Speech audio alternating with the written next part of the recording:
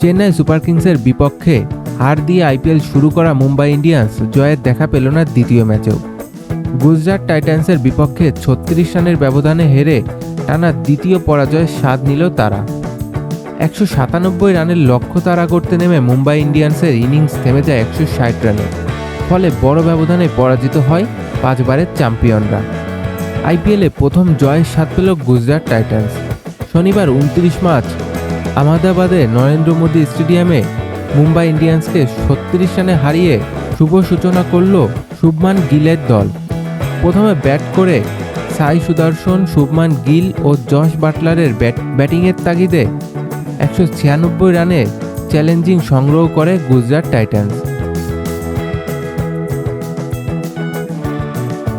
জবাবে ব্যাট করতে নেমে নির্ধারিত ২০ ওভারে ৬ উইকেট হারিয়ে ১৬০ রান তোলে মুম্বাই ইন্ডিয়ান্স।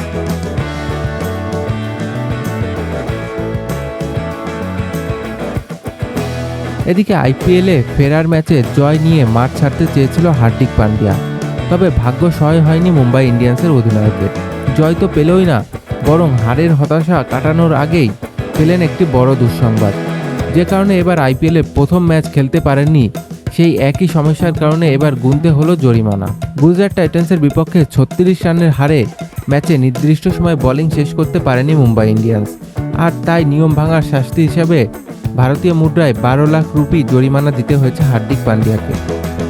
আগামী ৬ এপ্রিল কলকাতা ইডেন গার্ডেনে অনুষ্ঠিত হওয়ার কথা ছিল কলকাতা নাইট রাইডার্স ও লখনৌ সুপার জায়েন্টের মধ্যকার ম্যাচ, তবে নিরাপত্তাজনিত কারণে ম্যাচটি পিছিয়ে দেওয়া হয়েছে, কারণ ওই দিন সনাতন ধর্মাবলম্বীদের রামনবমী উৎসব।